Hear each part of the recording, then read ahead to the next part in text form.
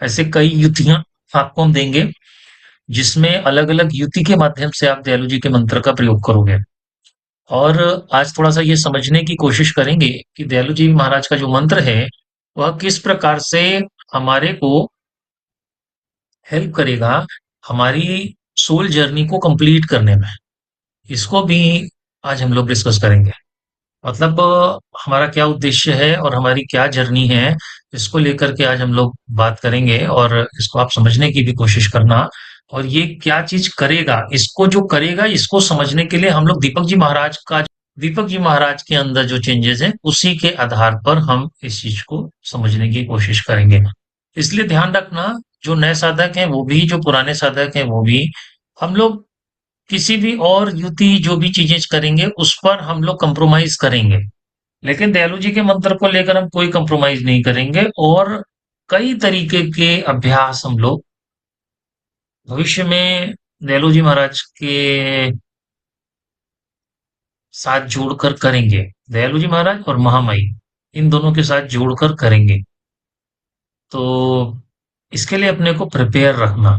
और ये जो साधना है ये क्या काम करेगी, कैसे वर्क करेगी, ये थोड़ा सा हम लोग समझते हैं कि हमको हम एक सरल विधि से थोड़ा सा समझाने की कुछ चीजों को कोशिश कर रहे हैं, और फिर ये समझाने की कोशिश करेंगे कि मंत्र कैसे हमको हेल्प करेगा, फिर मंत्र के आगे ध्यान कैसे हमको हेल्प करेगा,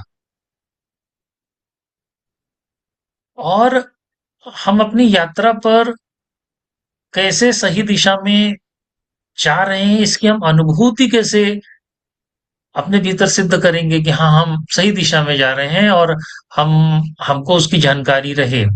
यानी कि ये क्वेश्चन नहीं रहना चाहिए आपका कि हम किसी से वेरीफाई करें कि हम सही दिशा में जा रहे हैं कि नहीं है। आपको खुद क्लियरिटी होनी चाहिए कि हाँ हम सही दिशा में जा रहे हैं और यही दिशा सही है। और उसके क्या आपको प्रतीक मिलेंगे, क्या अनुभूति मिलेगी, इसको थोड़ा सा आज हम लोग लेंगे। फिर उसके बाद फिर से एक युति पर बैठेंगे अभ्यास के लिए। ये दो चीज आज हम लोग करेंगे। कल हम लोगों ने जो युति सीखी थी वो लेफ्ट से राइट की तरफ, जैसे पेन कॉपी से पेन पर लिखते हैं वैसे ही हम लोगों ने मंत्र को लिखने का युति सीखा था। आज एक दूसरा तरीका है वो भी सीखेंगे। इन दोनों में से जो भी आप कर सकते हो दोनों ही मान्य होंगी। और पहले नंबर पर मैं सलाह करूंगा लेफ्ट से राइट लिखने वाले का अभ्यास करेंगे, जो अभी वाले साधक हैं। मतलब जो 9 बजे में है, अभी वो 10 में शिफ्ट नहीं किए, मैं उनकी बात कर रहा हूँ। जो 10 में शिफ्ट हो गए उनसे भी कोई बात नहीं हो रही, केवल सुन लेना वो लोग। दयालु जी के मंत्र के बाबत और अपने शरीर के बाबत कुछ चीजों को समझते हैं। हमारा ये जो शरीर है इसके बारे में कुछ चीजें आज हम सोचने के लिए आपको कहेंगे, और इनको जरा सोचना। और इसके बाबत जो हम आज बात करने जा रहे हैं ये बात हम कई बार कर भी चुके हैं अलग अलग तरीके से, लेकिन इसको आज थोड़ा सा और कंसंट्रेट करके करने की कोशिश कर रहे हैं ताकि और आपके भीतर स्पष्टता आ जाए, संशय ना हो। ये जो हमारा शरीर है यह कुदरत की अनमोल कृति है, इसमें कोई संशय नहीं है। आपके इर्द गिर्द जितनी भी योनियों के जीव जंतु हैं उन सबसे आपको कोई भी असुविधा नहीं है, क्योंकि उनमें आप सबसे सर्वश्रेष्ठ हैं। आपको उनसे असुविधा क्यों नहीं है? क्योंकि वे कोई भी भूमि अधिग्रहण नहीं करते, वो कोई भी अपनी मेजोरिटी नहीं बनाते, वो किसी भी प्रकार की गुटबाजी नहीं करते, वो आप पर अपना झुरमुट या झुंड बनाकर आपके ऊपर कोई अटैक नहीं करते। वह आपसे हर प्रकार से पावर में जीरो हैं, या आपके पावर के बराबर कहीं एग्जिस्ट नहीं करते। इसीलिए आप उन सभी योनियों के साथ कंफर्टेबल हो। अगर चींटियां भी इकट्ठा होके कह दें कि हमको मनुष्य को अब नहीं जीवित रहने देना है और मुझे जो है मनुष्य की सब जगह पर अपना अधिकार करना है और जमीन के नीचे अरबों खरबों की जनसंख्या बनाकर इस तारीख को अटैक करना है, और जैसे ही ऐसी कोई सूचना तुम्हें मिलेगी वैसे ही तुम उनका सत्यानाश करना शुरू कर दोगे, तुम भूल जाओगे तुम एक अहिंसक प्राणी। सही है। क्योंकि क्योंकि तुमको कोई भी तुम्हारे बराबर तंग नहीं कर रहा है। तुम किसी के साथ भी जब भी एडजस्ट करते हो तो वो वही लोग हैं जिनके साथ तुम एडजस्ट करते हो, जो तुम्हारे साथ और तुम उनके साथ कंफर्टेबल हो। वो तुम्हारी किसी भी चीज के ऊपर अपना वर्चस्व नहीं बनाते हैं। वो अपनी चीज भी तुम्हें दे देने को राजी होते हैं, तभी तुम उनके अपने बन पाते हो। क्यों भाई? सही है। अगर पति भी कहे कि मैं ये तुम्हें नहीं दूंगा तो बस पंगा शुरू हो जाएगा, बेटा भी कह दे तो पंगा शुरू हो जाएगा। वो अच्छा ही तब तक है, और हर व्यक्ति अच्छा तब तक है जब तक वो अपना भी कह रहा सब मेरा भी तुम्हारा है, तुम्हारा तो तुम्हारा है ही है। तभी तक सब अच्छा है।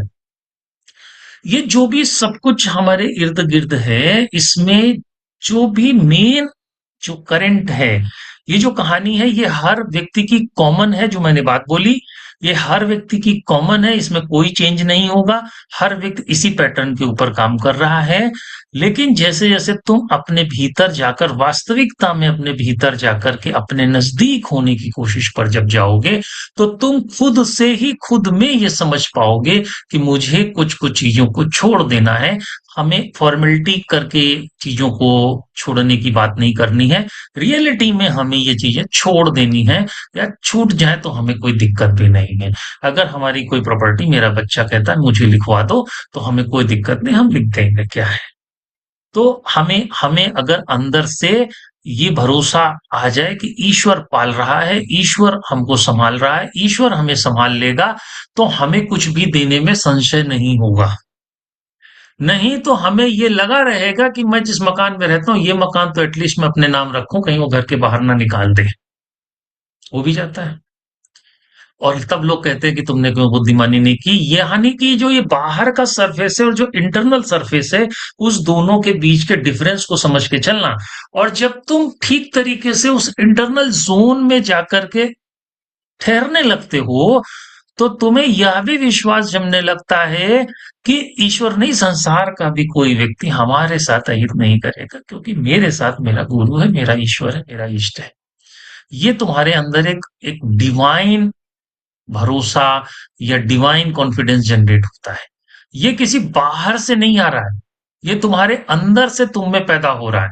और ये जब तुम में, तुम्हारे अंदर से पैदा होता है, तभी तुम बाहर की पकड़ को छोड़ते हो और छोड़ने पर राजी होते हो। करेक्ट? अभी होता कैसे है और इसका जो रूट कॉज है वो थोड़ा सा समझते हैं, और उसको मंत्र के साथ कोरिलेट करते हैं। जो चीज अभी मैंने बोली है, ये हर मनुष्य के ऊपर लागू होती है, चाहे वो धरती के किसी कोने में रह रहा हो। हम सिर्फ भारत की बात कर लेते हैं, क्योंकि यह चिंता और इस तरीके की बात, इस तरीके का कॉन्फिडेंस सभी को लगता है। फीमेल को भी लगता है कि अगर हस्बैंड के साथ कुछ रिलेशन अच्छे ना हो, तो उसे भी अपने फ्यूचर को लेकर, चीजों को लेकर के ये सब चिंताएं होती हैं। तो और फीमेल्स को कुछ ज्यादा भी होती हैं, क्योंकि उनको, उनका डिजाइन जो है, जो परमात्मा ने बनाया, थोड़ा डिफरेंट तरीके से बनाया। अब हमें ये समझना है कि एक और कॉन्सेप्ट है इस धरती पर जो सब पर बराबर यूनिवर्सल काम कर रहा है। वो दूसरा कॉन्सेप्ट ये है कि हमारा ये जो शरीर है, इस शरीर के अंदर हम अपनी इंद्रियों को समझ रहे हैं, हम अपने मन बुद्धि को समझ रहे हैं, हम अपने अहंकार को भी समझ रहे हैं। हम इन सभी से परिचित हैं, हम सभी के कांटेक्ट में हैं।